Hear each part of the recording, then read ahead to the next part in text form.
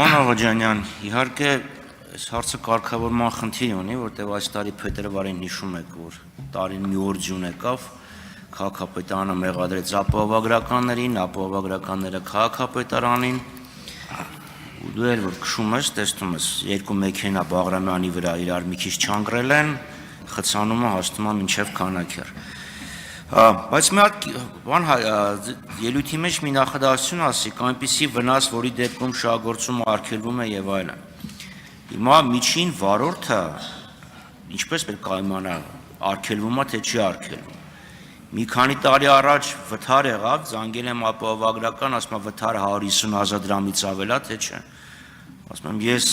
վերջին անգամ մի 10 տարի առաջ եմ տարել մեքենան սարքելու, այսօր ինչ արժի գաղափար չունեմ, արի նայի։ Այսինքն այն մեկը, որպեսզի տեղից չվեր կենար, չգար, իր արևին խելոք բան ասում, դե դու մի հատ գնահատի։ Հիմա այս պարագայում մի քիչ ավելի լուրջ է, որտեղ օրենք է խախտվում, խախտման ռիսկ կա, այսինքն միջին վարորդը ստեղ մեր մոտ նստածներից մեքենայա խփել է, բայց ինչ իմանա 50 մետր քշի հետո ինչ կլինի, ստուգման մեխանիզմ կա թե չէ, շնորհակալություն։ Շնորհակալ եմ պարոն Խաչատրյան հարցի համար, ստուգման մեխանիզմ ըստ էության չկա, որովհետև այդ գնահատականը պետք է վարորդները իրենք ստուգման մեխանիզմ տեղում իհարկե հնարավոր չի ունենալ, հաշվի առնելով, որ ոչ բոլոր վարորդներն են այդ համապատասխան ոլորտի մասնագետները, բայց ուզում եմ ձեզ տեղեկացնել, որ բյուրոն ի սկզբանե սահմանաչափը սահմանել է հենց այն նպատակով, որպեսզի ա բեռնաթափվի փողոցները եւ բ որպեսզի այդ հավելյալ ծախսերից այդ թվում խուսափեն այդ թվում ապահովագրականները, որպեսզի այսինքն այդ հաշվարկը երբ արվել է, մինչև կգան, մինչև այդ ամեն ինչը կգնահատեն, համապատասխան աշխատող պետքա դրանով զբաղվի եւ այլ, եւ այն ժամանակ այդ ծառայությունը կոպիտ ասած գնահատվել է ավել, քան Երևանում 200,000, Երևանից դուրս 100,000։ Ինչպես ես նշեցի արդեն, այս սահմանաչափը կրկնապատկվել է, Երևանում դարել է 400,000, Երևանից դուրս 200,000, եւ անդրադառնալով ձեր հարցին, որը,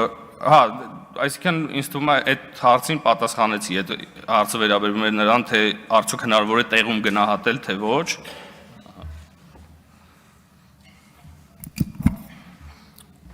Չէ, այդ այսօր ուղղակի օրինակ բերեցի, այն մարդն ասում 150,000 եմ, ասեմ ես չգիտեմ, արի նայի։ Հիմա խնդիրն ինչ է, արհեստական խցանում ստեղծելու համատեքստում է հարցը ստրվում։ Դուք ասում եք մեքենան պետք է հեռացնես, եթե այնպիսի վթար, այնպիսի վնաս չկա, որի դեպքում արգելվում է շահագործել։ Այսինքն միջին վարորդը ինքը տեսնում է, որ մեքենան խփած է, ինչ որ մի հատ հեղուկ է հոսում, չգիտի դա անտիֆրիզ է, յուղ է, ջուր է, ինչ որ գոլորշի է բարձանում, այդ մարդը չունի այդքան գիտելիք, որ ասի վթարը, վնասը, որ ինքը ունի, արդյոք դա դեպքում թույլատրվում է շահագործել, թե չէ, եւ իր մոտ գնում է դեպի ավելի ապահով գործունեության ընտրությունը, այսինքն չքաշեմ, թողան տեսնեն շահագործելու իրավունք ունեմ, թե չունեմ, այս պարագայում ձեր օրենսդրական նախաձեռնությունը ինչ լուծում է առաջարկում, չնայած կրկնում եմ, այո, մի թեթև երկրներ խազել գնացել են, առավոտյան ժամը 8:30-ից մինչև 10:30 խցանում է, որ ընդունելի չի, բայց խնդիր կա, որը իմ կարծիքով կամ միգուցե ես լավ չհասկացա, եթե բացատրեիք ավելի լավ կա։ Տեսեք, պարոն Խաչատրյան, ուրեմն այս ձևակերպումը առաջարկվել է ներքին գործերի նախարարության կողմից, որովհետև օրենքով սահմանված են այն դեպքերը, որոնց պարագայում ավտոմեքենան շահագործելը չի թույլատրվում։ Ես ասում եմ, որ օրենքով դա նախատեսված է։ Երկրորդը, քանի որ բովանդակային առումով այս օրենքը ըստ էության առնչվում է ձեր կողմից նշված այդ փոքր խազերին, այդ դեպքերում ձեր կողմից նշած դեպքերը վերաբերելի չեն։ Այսինքն, երբ որ բախումը կամ վթարը այն աստիճանի ուժգին կլինի, որի արդյունքում ինչ որ բաներ պետքա դուրս թռնեն ավտոյից, ծուխ գնա բան եւ այլ, բնականաբար այն դեպքերը չեն, որը քննարկման առարկա է։ Եվ ուզում եմ նաեւ տեղեկացնել, որ բարեբախտաբար այս դեպքերը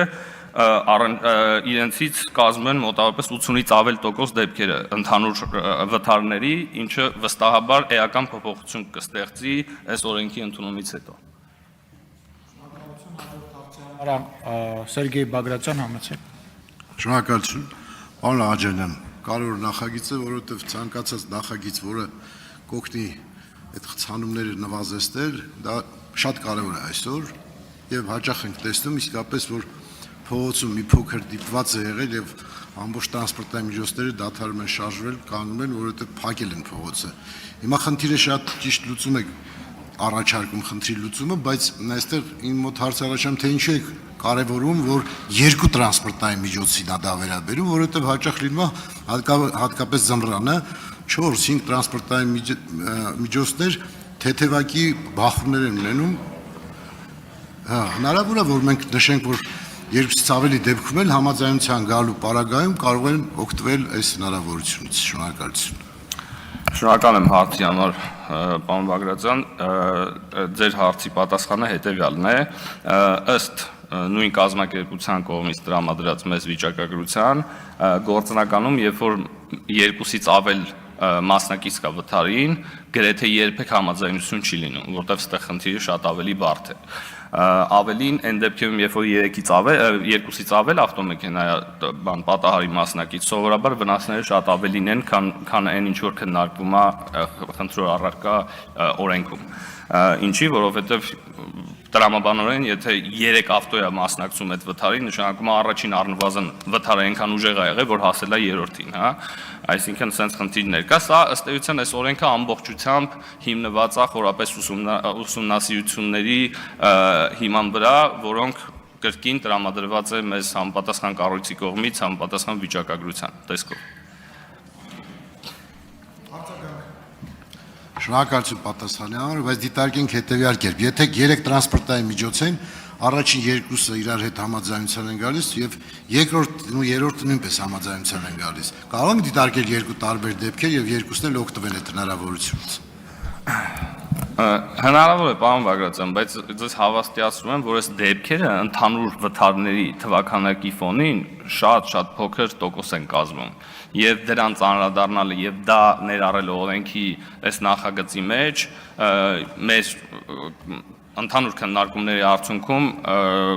եկել ենք այդ եզրահանգման, որ էլ ավելի կբարդացնի, կծանրացնի բանը, իսկ սա շատ հստակ է թիրախային տեսանկյունից, ու ինչպես որ նշեցի, որ ամենակարևորն է, առնչվում է 80 եւ ավել տոկոս դեպքերին վթարների,